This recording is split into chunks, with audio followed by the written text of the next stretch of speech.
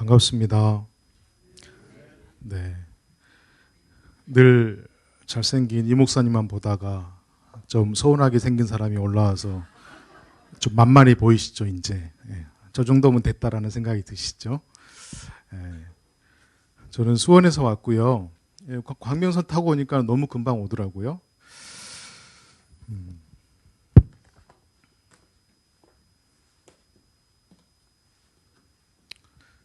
제가 뭐 이렇게 주섬주섬 하냐면 여러분들과 이따 함께 할 건데 여러분들이 평상시에 못 해보고 못 들었던 거를 나눠야 되잖아요. 그래서 좀 준비를 많이 해왔습니다. 제가 이 목사님을 처음 만나게 뵙게 된 게 저희 교회가 이제 수원에 있다고 했는데 굉장히 작은 교회거든요. 지금 여러분들 정도 모이면 제가 너무 좋겠다고 하는 딱 이 정도 바람이 있는데 아직 하나님께서 허락하지 않으시고 한 15명 정도 모여서 예배하고 있는데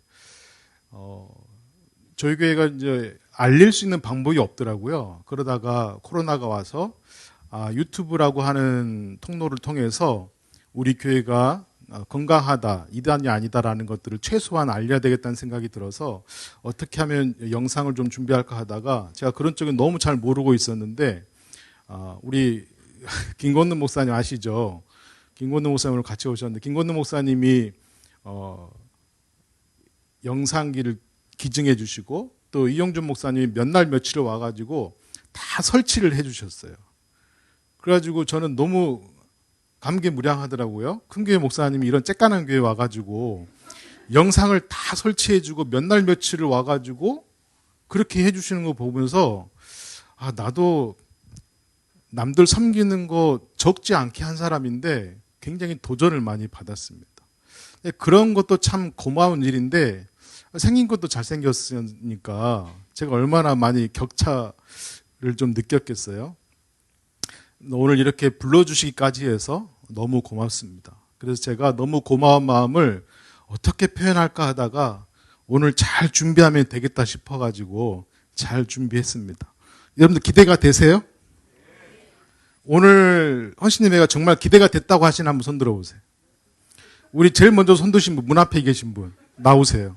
얼마나 기대했는지 기대한 분 계시다니까 손 번쩍 들었어요. 전 이런 분들 너무 좋아요. 리액션 좋으신 분들. 제가 선물 갖고 온 중에 스타벅스 기프트콘이거든요. 네, 하나 드리도록 하겠습니다. 금액이 얼마라고는 말씀드리지 않겠습니다. 네. 어쨌든 대형 그 카페에서 하는 그리고 또 한 거는 제가 알렉산더 슈마맨이라고 하는 책을 읽다가 우리나라에 이 정도 시선으로 주기도문을 바라보는 학자들이 없구나. 그래서 제가 한국 버전으로 제 나름대로 의미를 재쓴 게 주기도문 사용 설명서입니다. 그래서 이게 저희 집에 엄청 많은데 딱 한 권만 갖고 왔습니다. 희소성을 갖기 위해서 딱 한 권 갖고 왔고요.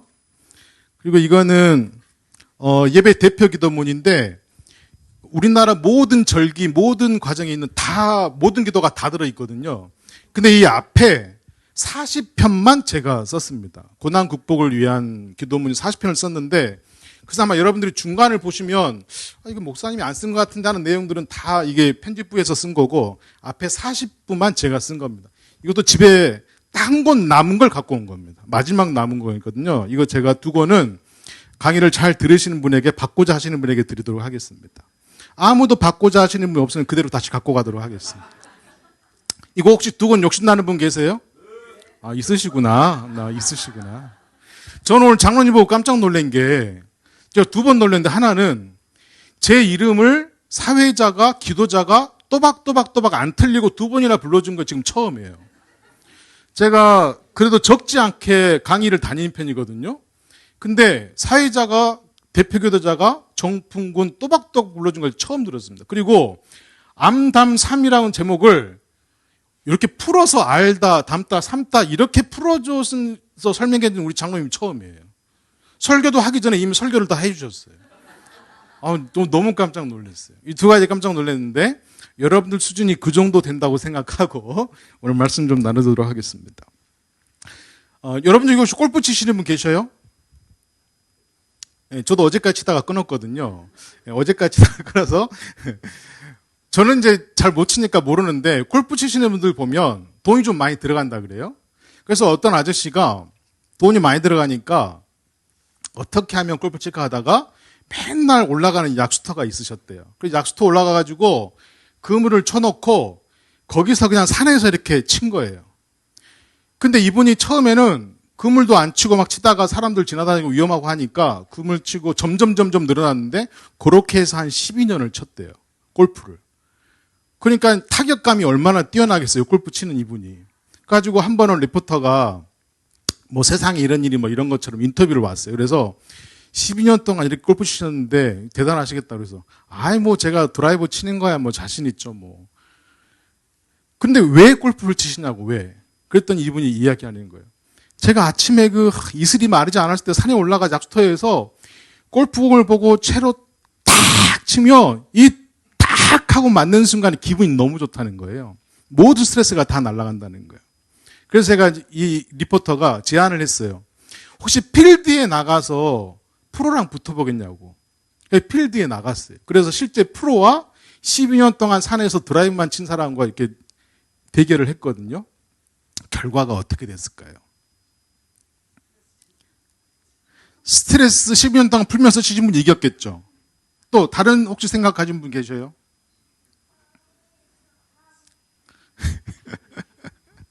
결과는요. 12년 동안 골프를 치신 분이 대패했습니다. 왜 그랬을까요? 스트레스 받아서. 이분은 산에서 12년 동안 쳤는데 골프에 대한 룰, 골프에 대한 지식, 골프를 레슨을 받아본 적이 없어요. 뭔 맛에 쳤다고요? 딱 소리 나는 그 맛에 쳤다는 거예요. 그러니까 당연히 필드에 나가서 프로랑 대결이 안 되죠, 대결이. 왜? 룰 자체를 모르니까, 룰 자체를. 얼마나 용어도 어려워요. 제가 왜 이 말씀을 드리냐면, 우리가 신앙생활을 짧게는 10년, 길게는 몇십 년을 했잖아요. 저도 신앙을 몇십 년을 했거든요, 신앙생활을. 근데 나조차고 나좋은 맛의 신앙생활을 하시는 분들이 적지 않다는 거예요. 하나님을 알고 신앙생활을 하는 게 아니고 나좋은 맛에 내 감정 따라서 하나님께서는 우리가 그렇게 섬김받기를 원하지 않으실 수 있다는 거죠. 그래서 오늘 제가 암담삼이라고 하는 건 하나님을 알고 그리스도를 닮고 성령과 더불어 사는 것. 그것이 우리 기관장과 구역장들의 마음잡이어야 된다라고 생각하는 겁니다. 하나님을 모르고 우리가 기관장이나 구역장으로 섬기고 봉사할 때 우리를 따르는 사람들은 모델이 잘못됐으니까 다른 길로 갈 수 있다는 것이죠. 그래서 제가 오늘 이 세 가지를 나누고자 하는 겁니다. 여러분들이 지금 읽었던, 봉독했던 빌립보서는 제가 닮음을 할 때 할 거고요. 지금은 봉독하지는 않았지만 출애굽기 14장 이야기를 좀 하려고 합니다. 여러분들 굳이 안 찾으셔도 돼요. 제가 이야기해 드릴 텐데. 원래는 다 찾아보고 해야 되는데 이용조 목사님이 저한테 시간을 많이 안 주셨어요. 네, 그래가지고 제가 오늘 그냥 하려고 그래요. 근데 여러분들 끝나고 나면 후회할 거예요. 시간 좀 더 드릴 거 막 후회할 거예요. 출애굽기 14장에 보면 이집트에서 탈출을 해서 노예에서 해방이 돼서 광야로 막 들어가기 전인 히브리인들의 모습에 대해서 그리고 있습니다. 근데 이집트에 있을 때 이 바로 왕이 얼마나 마음이 완악했는지 10가지의 재앙을 당하면서까지 마지막까지 히브리 노예들을 놓지 않았습니다. 왜냐하면 그 많은 숫자들의 노예를 놓쳐버린다고 하는 건 정치를 실패하는 것일 수 있잖아요. 그리고 노예이긴 하지만 자신들의 편리함을 대신해 줄 수 있는 대상이 사라진 것이고 어쨌든 굉장한 국력 손실이 일어날 텐데 바로에게는 그 마음의 완악함이 당연히 가실 수 없었겠죠. 그런데 하나님의 적극적인 개입과 상상할 수 없는 방법으로 그들을 꺼냅니다. 그리고 이제 홍해를 건너야 하는 그 마지막 지점에 이르렀는데 뒤에는 이집트 군대들이 쫓아오고 있고 앞은 홍해가 가로막고 있습니다. 근데 히브리인들에게 이 홍해를 건널 수 있는 배가 준비되어 있습니까? 배가 준비되어 있지 않아요.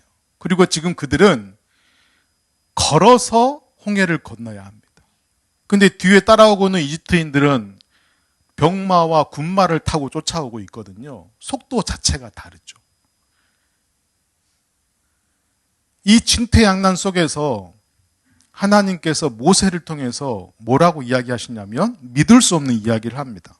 모세야, 내가 바로의 군대가 쫓아오지만 바로의 군대와 그 이집트인들을 통하여서 내가 영광을 받을 것이다 라고 얘기해요.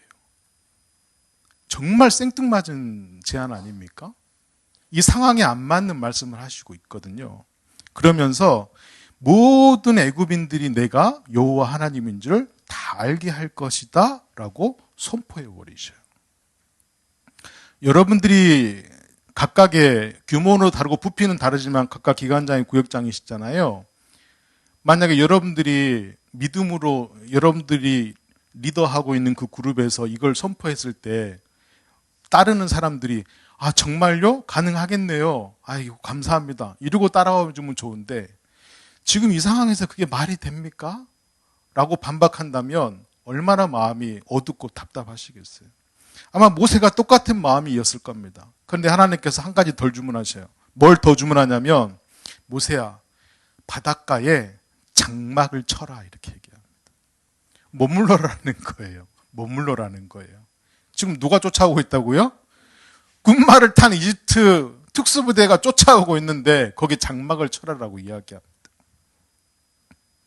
그리고 막다른 길인데 타고 갈 배는 없는데. 근데 여러분들 이집트인들이 이 상황을 보고 이집트인들은 어떤 생각을 했을까요? 이집트인들은 이걸 복음이라고 생각했을 거예요. 야 이거 진짜 기쁜 소식인데 앞에 강이 있어. 우리가 쫓아왔는데 막다른 길이야. 더 이상 얘들은 갈 수 없어. 배도 없잖아. 이집트인들에게는 이 복음이 굉장히 큰 희망이 됐겠죠. 1년도 안 되는 기간 동안 200만 명 정도의 노예를 잃어버렸고 그리고 국력의 회복의 찬스가 지금이다라고 생각했던 그들에게는 얼마나 큰 어떤 학자가 이 이집트 군대들의 국력을 오늘날의 국력으로 바꿔봤대요. 그랬더니 탱크 600대 정도 되는 군력이었대요. 탱크 600대. 엄청난 군사력이죠. 그 군사력이 지금 뒤에 쫓아오고 있는데 하나님은 모세에게 내가 영광을 드러낼 것이고 그곳에 장막을 쳐라 이렇게 얘기해요. 그랬더니 하나같이 히브리인들이 이야기하는 게 우리가 이집트에서 몇 자리가 없어가지고 여기서 죽게 하려고 우리를 끌고 나왔냐고. 아니 거기서도 충분히 몇 자리가 있는데 여기서 우리를 죽게 하려고 끌고 나왔냐고 하소연을 합니다. 리더에게, 장들에게. 차라리 우리가 이렇게 죽을 바에는 이집트로 들어가서 노예로 사는 게 낫다라고 과거가 더 희망적이었다고 이야기합니다. 근데 여기서 모세가 백성들에게 이렇게 이야기합니다. 여러분, 하나님이 저에게 영광을 드러내신다고 했는데 방법도 결과도 아무것도 저에게 가르쳐 준 게 없습니다. 그러니 여러분, 저와 함께 가만히 서서 하나님의 일하심을 보십시다 이렇게 얘기했어요. 얼마나 리더가 답답합니까? 이 정도 리더면 무능한 거 아닙니까? 대책을 세워야 되는데 지금 당장 뗏목이라도 만들어야 되는데 가만히 서서 하나님의 영광이 드러남을 봅시다 이렇게 얘기해 버리는 거죠. 그때 하나님께서 드디어 당신의 일을 시작하십니다. 하나님께서는 앞으로 그들을 인도할 방법을 미리 예시해 주시는데 이집트인들이 따라오는 그곳에는 어둠을 보내시고 히브리인들이 있는 그곳에는 빛을 비춰주십니다.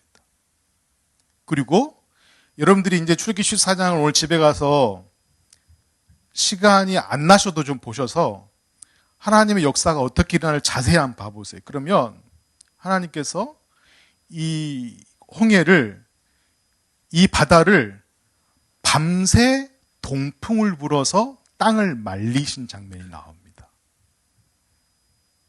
우리가 한 번도 안 생각해 봤거든요. 그냥 하나님이 짠 하면 길이 열릴 거라고 생각했어요.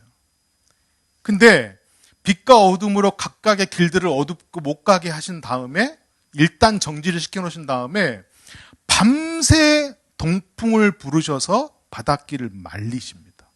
그러면 이 길이 마르는 동안 어떻게 됐을까요?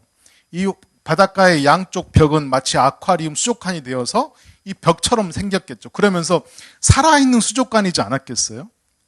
물고기들이 막 옆에 지나가는 게 보이지 않았겠어요? 밤새 동풍을 불어서 말리셨으니까.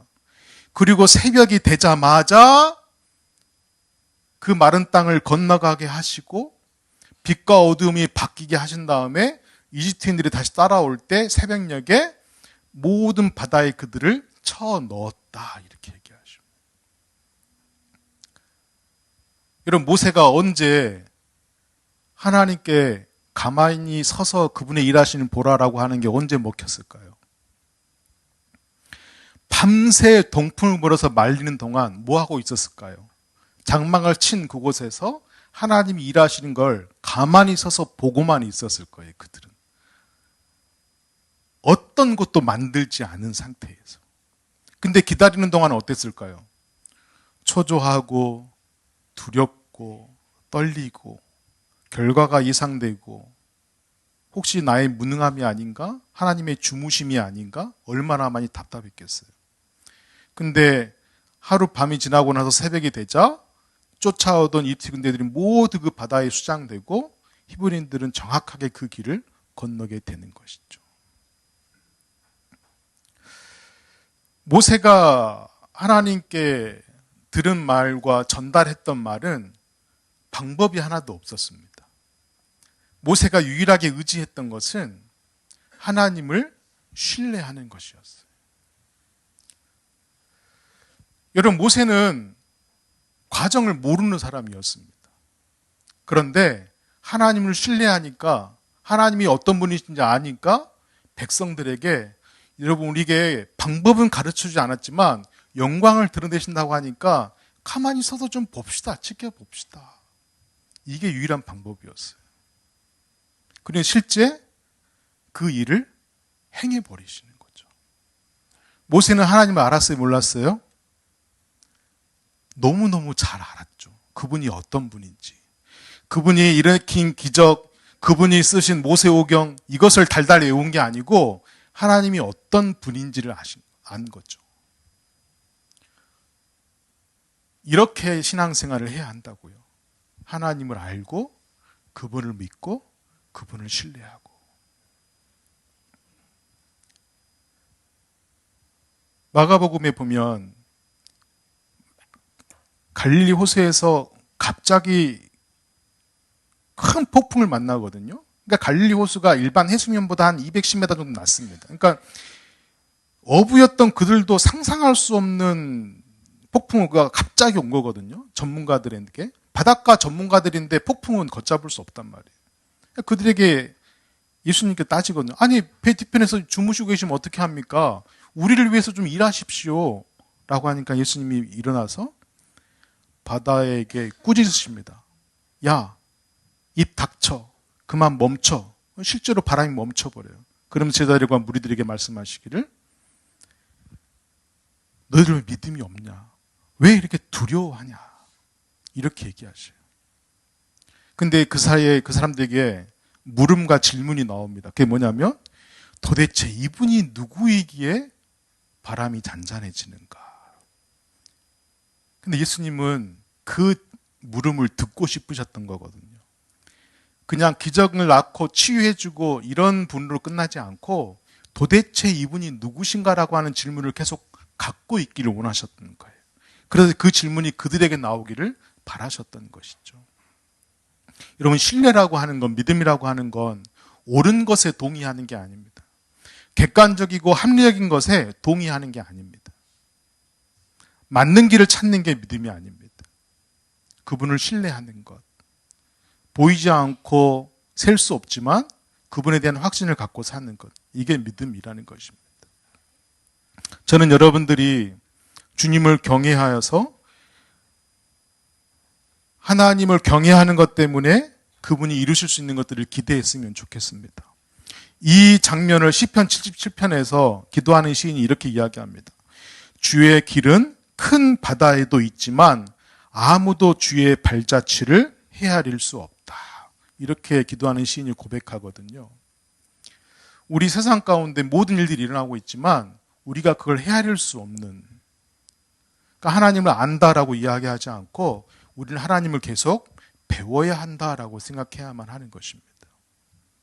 저는 갈릭교회 모든 장들께서, 리더들께서 하나님을 알아가시는 걸 배우는 걸 멈추지 않기를 주의 이름으로 축복합니다. 두 번째는 닮에 대해서 나누고자 하는데요. 우리 한 분 나오셔서 이거 좀 나눠주실래요?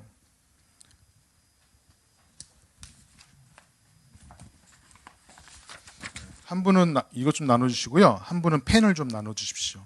종이 하나랑 펜을 좀 나눠주시고, 펜을 갖고 계신 분은 본인 펜 쓰셔도 됩니다.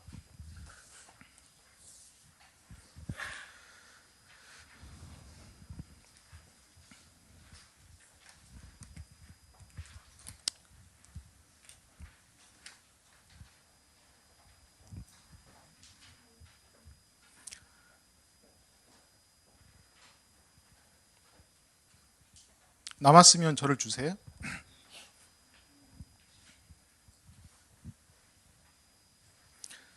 제가 지금 나눠드린 게 있는데 이 페이퍼에 보면 4칸이 있을 거예요. 여러분들 받으시는 대로 4칸에 있는 퀴즈를 한번 풀어보세요. 근데 어렵지 않은 문제들이니까요. 글자만 보이시면 다 풀 수 있는 문제일 겁니다. 한번 지금 해보십시오.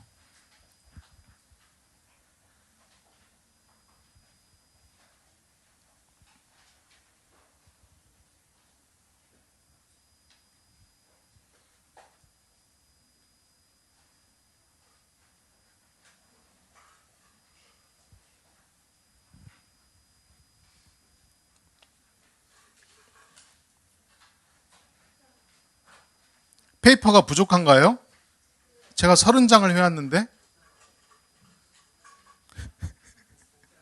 네, 좀 넉넉히 해오라고 하셨으면 좋았을 텐데.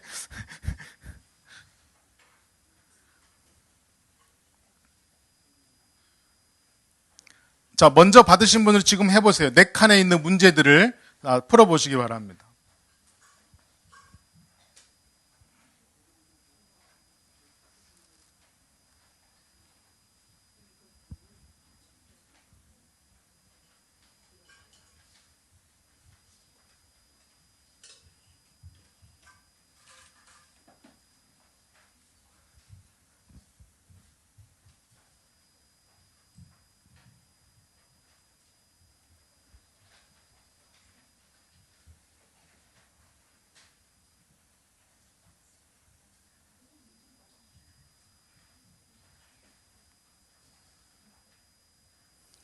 옆에 분에게 물어보시면 안 됩니다. 물어봐도 모르기 때문에, 네.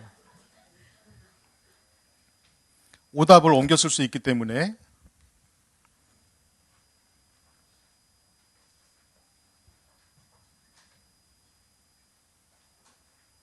우리 어르신들을 먼저 좀 풀게 드리고요. 젊으신 분들은 좀 빨리 풀 수 있으니까 좀 나중에 푸시면 좋을 것 같아요.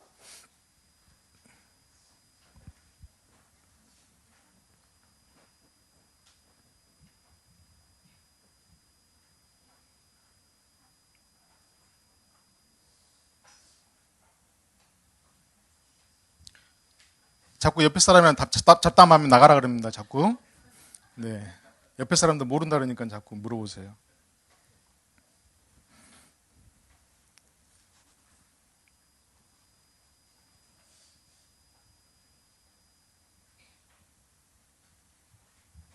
가장 먼저 푸신 분에게는 제가 선물 드리도록 하겠습니다.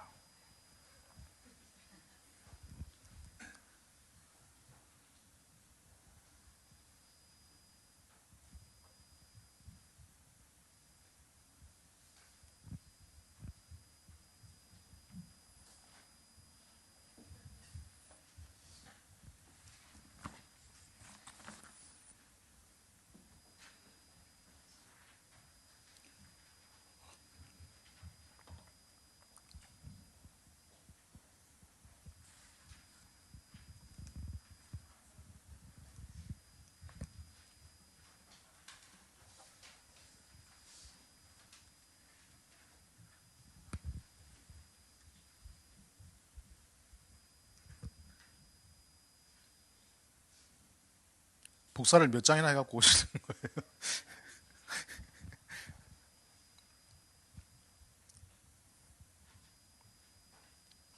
문제 겁나 쉽죠? 너무 어렵게 생각하시면 안 돼요. 넌센스 퀴즈드니까 금방금방 푸셔야 돼요. 생각할수록 헷갈려야 되는 문제입니다.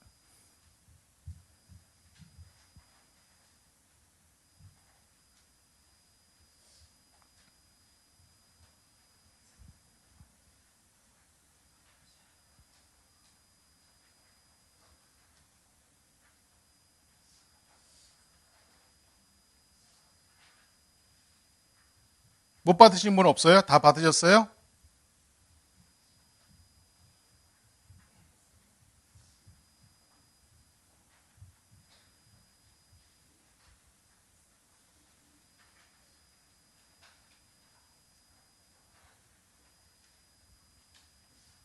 학교 다닐 때 공부를 좀 이렇게 집중해서 할 거를. 장로님 벌써 다 푸셨어요?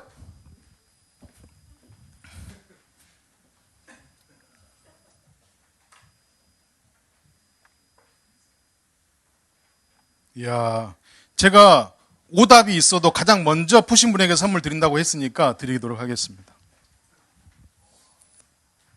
근데 장로님 이거 쓸 줄 아셔야 되는데. 나왔으면 저도 한 장 주세요. 네.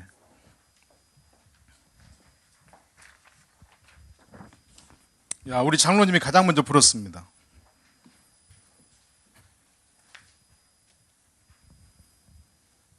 다 푸셨어요? 네, 두 번째는 선물 없습니다. 네. 갖고 계시는 거예요. 갖고 계시는 거예요. 혹시 4번 정답을 맞췄나 제가 볼게요. 4번이 중요한 거예요? 2번이 중요한 게 아니고? 4번을 푸시는 분들이 거의 없더라고요.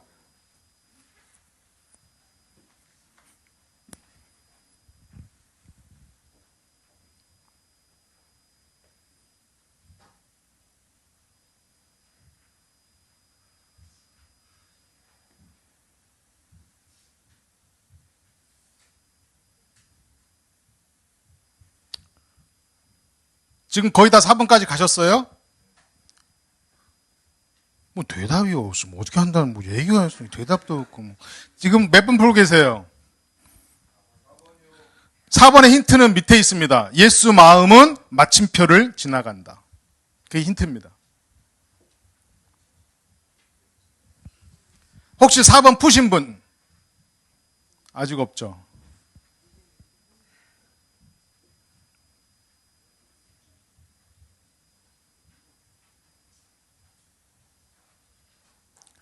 제가 특별히 이 단문에서 이걸 하는 건 우리 젊은이들을 위해서 준비했습니다. 이거는. 젊은이들이 좀 보여주셔야 돼요. 4번은.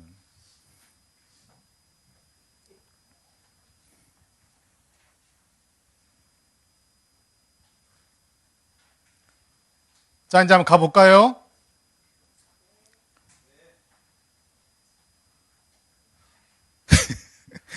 다들 무슨 수능 보시는 것 같아요, 지금. 제가 이걸 준비한 이유는 뭐냐면, 우리가 빌립보서 2장 2절에서 5절 말씀을 읽었잖아요. 예수 그리스도의 마음을 갖는다는 게 뭔가, 이거를 놀이처럼 한번 해보려고 하는 거예요. 한번 봅시다. 1번. 따로 놉니까? 1번과 2번, 그리고 3번과 4번, 이 길이 중에서 어떤 길이가 더 길어 보입니까? 1번, 2번이에요? 3번, 4번이에요? 1번, 2번 손 들어보세요. 3번, 4번 손 들어보세요. 자, 제3의 답 손 들어보세요. 제3의 답 뭐예요? 똑같습니다. 똑같습니다. 빌립보서 2장 2절에 이렇게 기록하고 있거든요. 같이 읽어봅시다. 시작. 마음을 같이하여 같은 사랑을 가지고 뜻을 합하여 한 마음을 품으면 똑같은 길이도 더 길어 보이게 되어 있습니다. 그래서 여러분들이 1번부터 2번까지 손든 분들이 더 압도적으로 많은 거예요. 길이는 똑같은데 하나가 되어 있으니까 더 길어 보이는 거죠. 저는 여러분들이 하나가 되어서 더 길어 보이고 많아 보기를 축복합니다. 두 번째, 이해가 어렵나요? 올챙이는 어떤 물에서 알랄까요? 1번 찬물 손 들어보세요. 아니다. 무슨 소리 하냐. 미지근한 물이지. 어떻게 찬물에서 날 수가 있냐. 내리고 3번. 그래도 따뜻한 물 놔야지. 애 팀이 어떻게 하려고. 3번. 자, 제4의 답. 올챙이는 알을 안 낳습니다. 개구리가 알을 낳지 올챙이를 안 낳습니다. 자, 흑인 남자와 백인 남자가 결혼해서 아기를 낳았다. 아기 치아의 색깔은? 그래도 하얀색이지. 또 검은색이라고 하시는 분. 검은색은 본 적이 없어요. 그럼 회색이다. 중간은 회색이겠지. 자, 기타. 애기는 치아가 없습니다. 무슨 색깔이 있는 게 아니고 애기는 치아가 없습니다. 자, 다음 문제. 파란 집은 블루하우스라고 하고 하얀 집은 화이트하우스, 투명한 집은 비닐하우스라고 합니다. 자, 산토끼의 반대말 4가지. 네. 산이랑 집이 반대는 아니잖아요. 죽은 토끼. 산과 바다가 반대는 아니잖아요. 연이어 있잖아요. 산과 도시가 알카리 토끼. 네. 아니, 젊은 분들이 이걸 가지고 뭐 어떡해요. 또, 키토산. 자, 마지막 하나. 장로님. 예? 키토산 여기서 했습니다, 조금 전에. 자, 마지막 하나.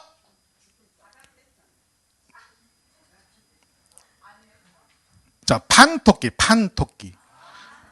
샀다 팔았다, 판토끼. 네. 제가 이 문제를 낸 이유는 뭐냐면요. 우리가 이거 상식적으로 다 알 것 같잖아요. 근데 나도 모르게 나도 틀렸잖아요. 그리고 저 사람 이거 모를 것 같아 하는 분이 맞힌 분도 있잖아요. 그러니까 우리 중에 누가 낫다 할 게 없는 거예요. 살다 보면 50, 60, 70 되면 다 똑같이 평준화 된다 그러잖아요. 이용전 목사님 지금 좀 잘생겨 보여도 60대면 저랑 똑같이 보일 거예요. 그러니까 뭐 이렇게 좀 잘생겼다, 뭐 재력 있다 말할 게 없어요. 아니, 요 50, 60 돼서 다 평준화되면 누가 뭘 자랑하겠어요. 인생은 넌센스처럼 그러거든요. 열심히 살아도 안 될 수 있고 하나님 계획하신 대로만 되게 돼 있어요. 그러니까 여러분 좀 부족하다고 해서 나는 좀 많이 부족한가 이렇게 생각하지 마시고 하나님의 역량이 여기까지라면 여기까지 최선을 다하는 것. 그렇게 해서 제가 준비한 겁니다. 3절 같이 읽어볼게요. 시작. 아무 일에든지 다툼이나 허용으로 하지 말고 오직 겸손한 마음으로 각각 자기보다 남을 낮게 여기고. 네. 누가 올챙이가 알을 낳는다고 생각하겠어요. 본인만 그렇게 들렸잖아요. 3번. 외롭나요? 지금까지 나와 함께 해준 사람이 있나요? 아마 있을 거예요, 여러분. 그리고 없을 수도 있는데 가만 생각하면 반드시 있습니다. 왜냐하면 절대 우리가 지금 여기까지 오기에 나 혼자 힘으로 절대 못 왔거든요. 외로울 때인데 분명히 같이 한 사람이 있었습니다. 그걸 한번 떠올려 보시고. 두 번째, 그러면 내가 함께 해준 사람은 있습니까? 내가. 그러니까 여러분 이게 좀 잘 생각해야 되는 게 내가 주고 싶은 것과 그가 받고 싶어 하는 건 다를 수 있잖아요. 근데 우리가 맨날 우리가 주고 싶어 하는 걸 주잖아요. 그럼 상대는 받은 게 없다라고 생각합니다. 상대가 원하는 걸 줬을 때 함께 해줬구나라고 생각을 하는 거예요. 제가 한 2년 전에 번아웃이 왔어요. 목회를 한 9년 정도 했을 텐데 번아웃이 와가지고 모든 게 다 싫은 거예요. 모든 게. 그래서 아내도 교회도 모든 게 다 싫어가지고 그 주에 설교 자체를 할 수가 없겠는 거예요. 그래서 제가 부교육자에게 설교를 맡기고 제가 설교를 앉아서 들었어요. 그리고 나서 광고 시간에 제가 여러분 왜인지 어디서인지 어디서부터인지 모르겠는데 번아웃이 왔다. 그리고 굉장히 지금 다운된 상태인데 언제 끝날지는 모르겠지만 기도해 달라고 제가 광고를 하면서 펑펑 울었어요. 왜냐하면 그 마음 자체가 굉장히 북받치더라고요. 근데 놀라운 건 지금부터예요. 우리 교회 성도들이 그 이후로 저한테 목사님이 힘내세요. 목사님 일어설 거예요. 목사님 우리가 기도할게요. 한마디도 누가 얘기하는 분이 없는 거예요. 저에게 관심이 없는 걸까요? 그것 자체가 저에게 부담이 될까 봐. 그것 자체가. 그냥 묵묵히 예배하는 자의 예배자로 그냥 있어 주신 거예요. 저한테 뭐 힘내라, 막 기프트콘 보내고 막 이런 거 아무도 안 하는 거예요. 그냥 제가 다시 회복되기를 묵묵히 기다려준 거예요. 그래서 제가 회복이 굉장히 빨리 됐습니다. 근데 만약에 그때 어떤 분이 저에게 아니 목사님 이렇게 다운되면 어떡해요? 라든지 아니면 목사님 억지로라도 해야죠. 뭐 목사님 강하게 일어서세요. 막 이렇게 리액션을 취했다든지 그러면 제가 더 화가 났을 것 같은 거죠. 필요는 그 사람의 필요에 의해서 주어져야 하는 것이죠. 그러니까 내가 함께 누군가를 함께 해준다고 하는 건 내가 원하는 게 아니고 그분이 원했을 때 함께 해준 기억이 있나라고 하는 걸 묻는 겁니다. 세 번째는 하나님은 언제 나와 함께 해주십니까? 라는 거예요. 언제예요? 항상이잖아요. 근데 우리가 알고 있잖아요. 알고 있는데 이게 좀 우리의 어렵잖아요. 하나님 우리가 그렇게 하길 원하신다는 거예요. 그래서 4절 한번 같이 읽어볼게요. 각각 자기 일을 돌볼 뿐더러 또한 각각 다른 사람들의 일을 돌보아 나의 기쁨을 충만하게 하라.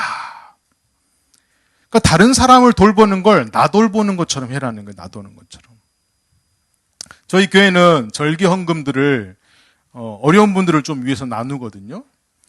근데 이제 이게 쉽지 않은 일이에요. 작은 교회가 저도 사례비를 제때 받지 못하거든요. 근데 때마다 이렇게 어려운 분들, 어려운 친구들, 청소년들을 도와야 되는 게 쉽지 않은 일입니다. 근데 왜 이걸 해야만 하냐면 우리가 어렵다고 밥 안 먹는 거 아니잖아요. 우리가 어렵다고 생필품 안 사는 거 아니잖아요. 똑같은 거거든요. 노자의 도덕경에 보면 그런 얘기가 나옵니다. 자기를 돌보지 않는 사람에게 다른 일을 절대 맡기지 말아라. 이 말은 무엇이냐면 나를 사랑할 줄 알잖아요. 그러면 우리는 남을 사랑할 수 있는 사람들입니다. 만약에 자기를 사랑하지 못하는 사람은 남들도 사랑하지 못해요.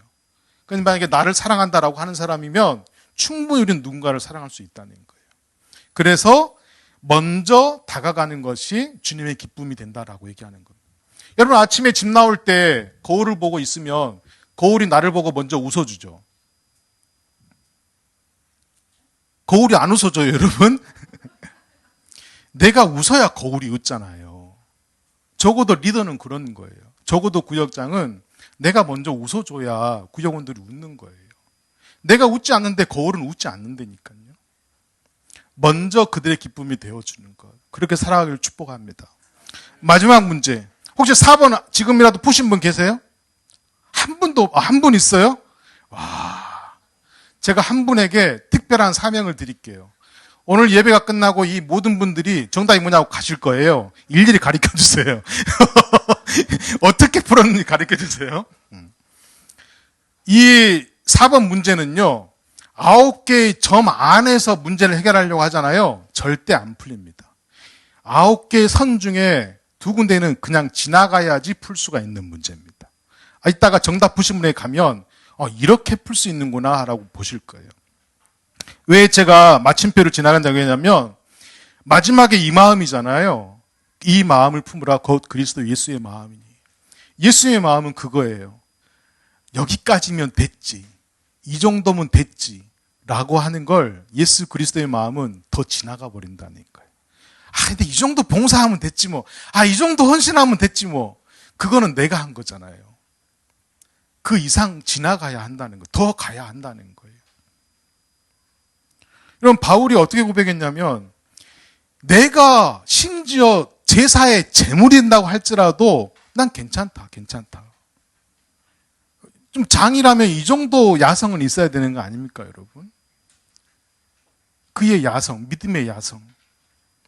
내가 썩어 가루가 되고 뭉그러진다 하더라도 당신들을 위해서라면 괜찮습니다.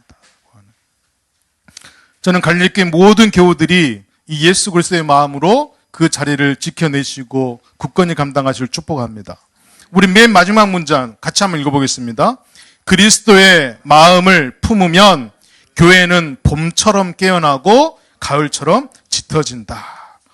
여러분 우수가 지난주에 지났잖아요. 눈이 내려도 금방 녹는다고 하는 우수가 지났고 곧 경칩이 옵니다. 개구리가 깨어난다고 하는. 우리 각각의 장들이, 리더들이 봄처럼 우리의 영혼이 깨어나야만 우리 소속된 식구들이 함께 깨어나죠. 그렇게 봄처럼 생기 돋으시기를 축복합니다. 우리 마지막 뭐 남았어요? 3 남았죠. 마지막 나누겠습니다. 안 찾아도 되고요. 열왕기하 4장 말씀을 가지고 제가 나눌 텐데, 열왕기하 4장 보면 엘리사가 수넴 여인을 만나는 장면입니다. 엘리사가 사역 때문에 계속 사역지를 돌아다니거든요. 그런데 한 번은 사역지를 가는데 수넴 여인이 항상 이 엘리사를 맞이해요. 그러면서 식사 좀 하고 가시죠 하면서 늘 환대하면서 대접해 주거든요. 그러니까 엘리사가 갈 때마다 너무 고마운 거예요. 그리고 신화를 지낼 때마다 남편을 늘 남편에게 어떻게 소개하냐면, 이 사람은 굉장히 거룩한 사람이고 구별된 사람인데 제가 너무 섬기고 싶고 밥 한 끼라도 대접해 주고 싶습니다. 늘 이렇게 소개해 주는 거예요. 그런데 한 번은 남편에게 그렇게 건의합니다. 여보, 혹시 이 선지자에게 그가 지날 때마다 묵을 방을 하나 좀 우리가 마련해 주면 안 될까요? 옥탑방에다가 조금만 만지면 될 것 같은데 우리 그렇게 좀 해줍시다. 남편이 흔쾌히 동의를 해요.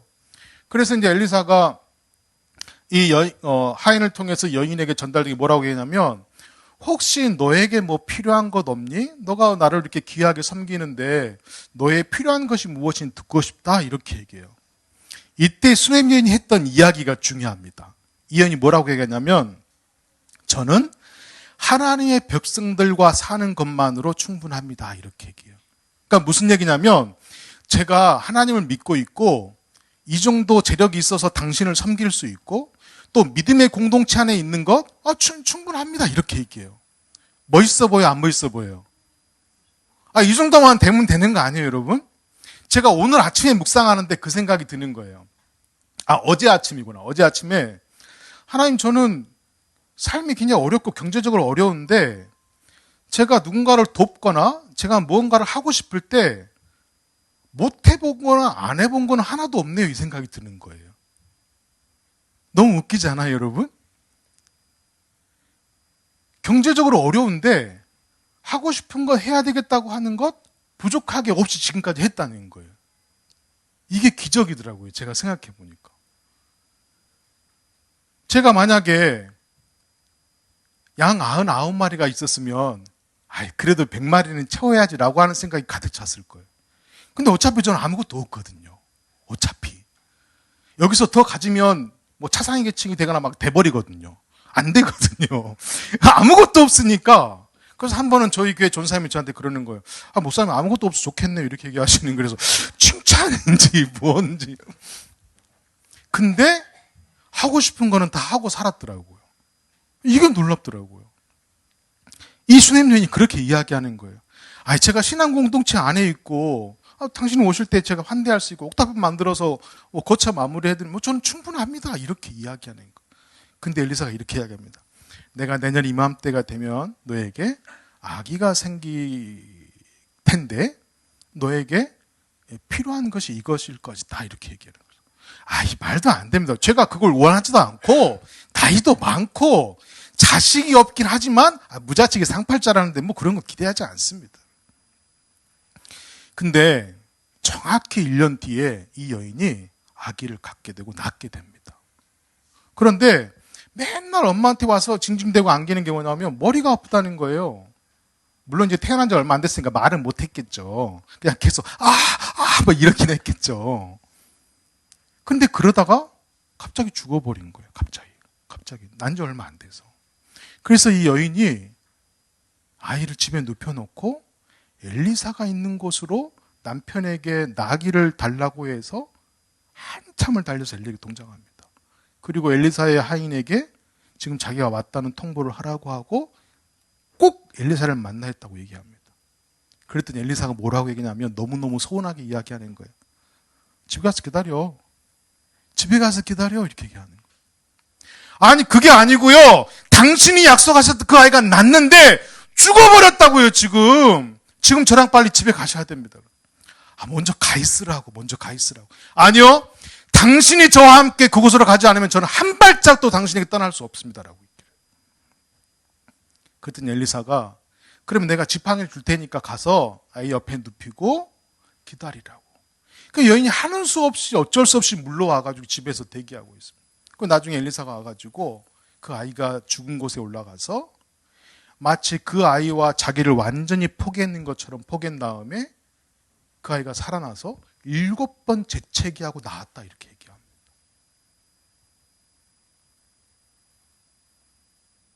여기서 하나님께서 기적을 베푸신 하나님, 죽은 생명을 살리신 하나님이라고 생각하면 우린 성경을 잘못 알고 있는 거예요. 이 여인은 뭐라고 엘리사에게 고백했다고요? 뭐 필요한 게 없다고 얘기를 했어요. 그리고 자기가 이 엘리사를 섬기고 있다고 생각을 했어요. 근데 하나님께서 이 여인에게 어떤 깨달음을 주고 싶었냐면, 네가 엘리사에게 당도해서 당신이 나와 함께하지 않으면 내가 절대 이곳에서 벗어나지 않겠다고 하는 그 고백을 듣고 싶었던 거예요. 그래서 하나님께 하고 싶은 그 말을 지금 엘리사에게 하고 있는 거예요.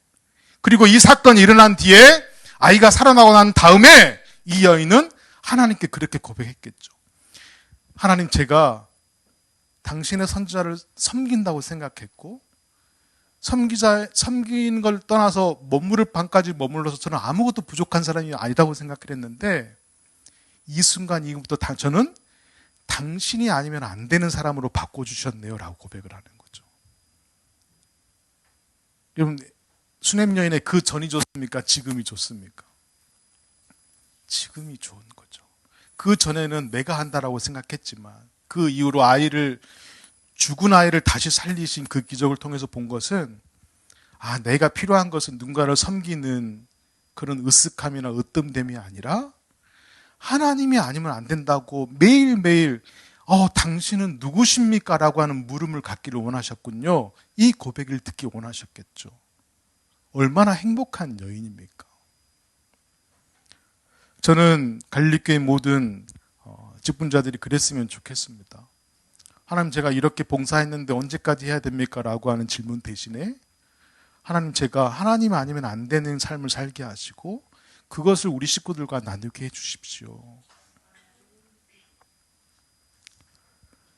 하나님이 정말 필요한 자는 우리 구역 식구들이 아니라 바로 저였습니다 라고 하는 고백. 제가 지지난주에 교회를 가는데, 저는 그 교회가 저희 사택 바로 옆에 있거든요. 사택을 이제 친교실 겸 교육관 겸 써요. 그러니까 5발자국만 나가면 교회거든요. 근데 그날은 다른 날보다 다르게, 다른 날도 그렇지만 너무 교회를 빨리 가고 싶은 거예요. 예배를 빨리 드리고 싶은 거예요. 여러분, 이거 상상이 되세요? 목사가 매일 지나드는 집인데 바로 옆에 교회가 있는데 예배를 너무 드리러 가고 싶은 거예요. 안 믿어지죠, 여러분? 이런 사람이 없어서 안 믿어지죠. 제가 만약에 목회를 시작하고 나서 떵떵거릴 만큼 목회를 잘했다면 저는 하나님이 필요 없이 사역을 할 수 있는 사람이 됐을 거예요. 그리고 어디 가서든 제가 어떻게 교회 성장을 이루었는지 성장 보고서를 뿌려대는 사람이 되었을 거예요. 근데 그러지 않고 저는 하나님이 필요한 사람이었고, 저는 하나님이 아니면 안 된다라고 늘 고백할 수 있는 사람이어서 저가 너무 좋은 거예요. 그래서 누가 부흥시켜준다고 해도 저는 그렇게 기뻐하지 않습니다. 제가 하나님을 필요 없어 할까 봐. 그렇게 제가 여러분과 3가지를 나누고 싶었습니다. 하나님을 알고, 그리스도를 닮고, 수네임 여인처럼 성령과 늘 더불어 살기를 원하는 삶. 그렇게 암담 삶이 연속되기를 축복합니다. 혹시 여러분 암담 삶을요 쭉 늘려서 계속 반복해서 한번 해보세요. 어떤 게 되나? 이거 잘하시는 분에게도 제가 선물 드릴게요. 암담 삶을 늘려서 계속 반복해보세요. 뭐가 나오나? 암담 삶, 암담 삶, 암담 삶. That's great! 나오세요.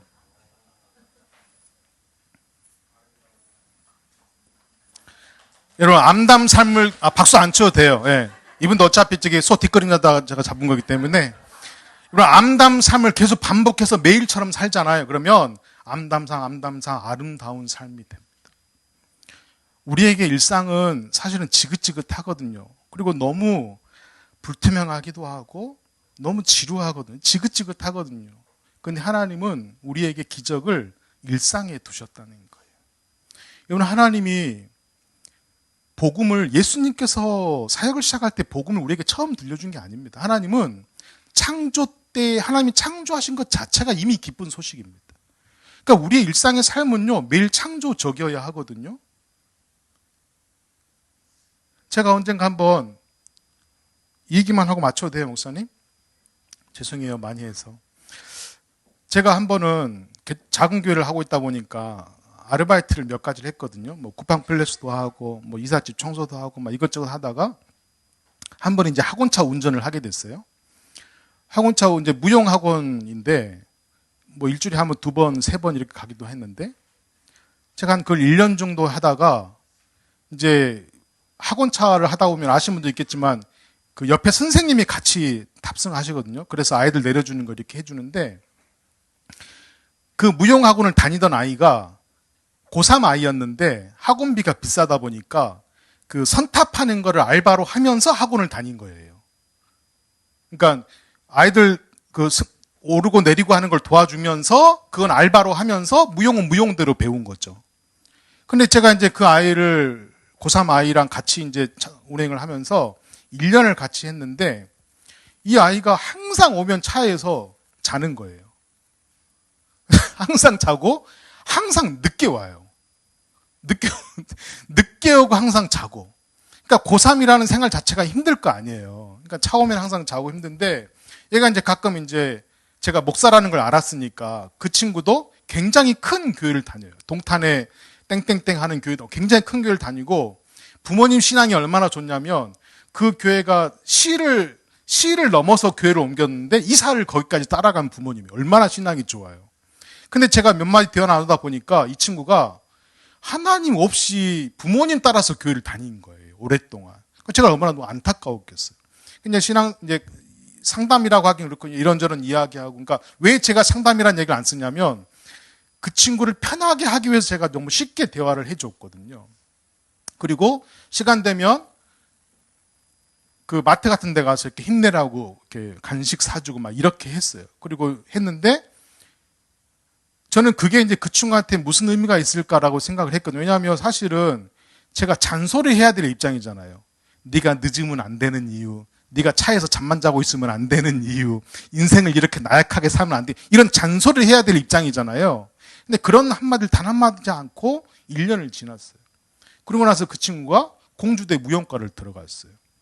그리고 나서 저에게 밥 먹자고 연락이 온 거예요. 그리고 편지를 한 통 써왔는데 이 편지 내용이 기가 막힌 거예요.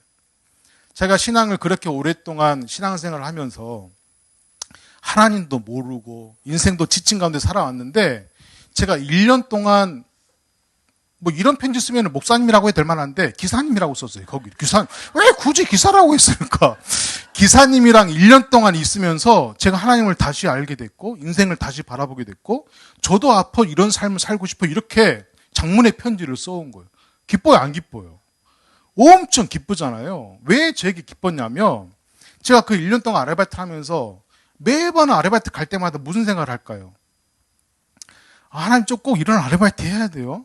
하나님 좀만 더 부흥시켜줘서 그래도 사례비는 제때 나오게 해주면 안 돼요? 이런 질문들 계속 하지 않았겠어요? 근데 그 친구가 편지 한 통 써오면서 제가 1년 동안 했던 질문에 대한 답이 그 편지에 돼 있는 거죠. 야, 너의 일상이, 풍근아, 너의 일상이 목사로서 자존심도 안 서고 얼굴 팔린 것 같고 이해할 수 없고 지긋지긋하고 이 일 안 하고 싶지만 너의 이 작은 일상을 통해서 누군가는 공감하고 있고 그렇게 되길 원하고 있어. 이것이 정답은 아니지만 이 친구의 편지를 통해서 나는 너를 응원해주고 싶어. 이런 하나님의 음성을 제가 세미한 음성을 들은 거예요. 여러분 제가 그래서 알바하는 게 쪽팔릴까요? 안 쪽팔릴까요? 이제 안 쪽팔려. 막 돈 많이 주는데 잡고 있고 이제는. 근데 여러분 저 그렇게 부끄럽지 않습니다. 왜냐하면 아침에 제일 먼저 일어나서 성경 보고 묵상하고 기도. 저는 기도문을 쓰거든요. 그냥 기도하는 데서 끝이 아니고 기도문을 쓰고 그다음에 교회 밴드나 카톡에다가 올리고 그다음에 제가 읽고 싶은 오전에는 어려운 책을 좀 읽고 오후에는 쉬운 책을 좀 읽습니다.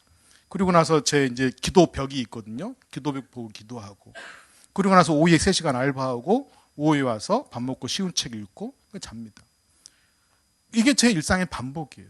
뭐 저는 바쁜 일도 없고 급한 일도 없습니다. 근데 놀라운 얘기 하나 드릴까요? 이렇게 사는 목사들이 많을 것 같아요, 여러분? 없어요. 다들 바쁘셔요. 다들 너무 바쁘셔요. 그래서 여러분, 희망을 드리고 싶은 거예요, 저는 여러분에게. 우리 일상이 지긋지긋하고 평범만 가깝고 어제가 오늘 같고 해도 하나님은 계속 일하신다는 거예요. 우리에게 말씀하시잖아요. 야, 내가 계획하면 너희들이 가만히 있어서 쳐다보기만 해도 나는 일하고 있어. 내가 얼마나 열심히 일했는지 알아? 밤새 강한 동풍으로 그 땅을 말린 게 바로 나야. 이렇게 얘기하시는 거죠. 그 하나님이, 저와 여러분의 하나님이 얼마나 든든합니까? 제가 여러분 어렸을 때 동물원에 갔더니요, 늑대가 아니라 악어가 이빨이, 뭉툭한 이빨이 남아있는 거예요. 악어 이빨이 원래 날카롭거든요. 근데 뭉툭해져 있어. 왜 그랬을까요? 동물원에서는 주는 먹이 그냥 뭐 삼키면 되잖아요. 날카로워질 필요가 없는 거죠. 우리 그리스도인이요, 하나님을 알고 그리스도를 닮고자 하고 성령과 더불어 살고자 하는 믿음의 야성을 잃어버리면 우린 더 이상 사랑하지 않습니다. 우린 더 이상 믿음으로 살지 않습니다. 그러나 암 닮은 삶을 매일 실천하고 매일 고민하고 매일 주님께 묻고 지긋하지만 평범하지만 살아낸다면 언젠가는 아름다운 삶을 우리에게 선물해 주실 거라 확신합니다. 제가 마지막으로 여러분들에게 이거를 드리고 싶어서 제가 한 30장 정도 갖고 왔는데요. 라인홀드 리버가 이렇게 기도했습니다. 마지막 기도문을 읽고 마치겠습니다. 바꿀 수 없는 것은 받아들이는 평온을, 바꿀 수 있는 것은 바꾸는 용기를, 또한 그 차이를 분별하는 지혜를 주소서. 하루에 한 번의 하루를 살게 하시고 순간순간 누리게 하시며 어려운 일들을 평화에 이르는 좁은 길로 받아들이게 하소서. 죄로 가득한 세상을 내 원대로가 아니라 예수님처럼 있는 그대로 받아들이게 하시고 당신의 뜻 아래 순종할 때 바로 세우실 것을 믿게 하셔서 이 땅에서는 사리에 맞는 행복을, 하나님 나라에서는 다함이 없는 행복을 누리게 하소서. 제가 우리 기관장들과 이걸 좀 나누고 싶었습니다. 가져가실 때 한 장씩 가져가시면 좋을 것 같아요.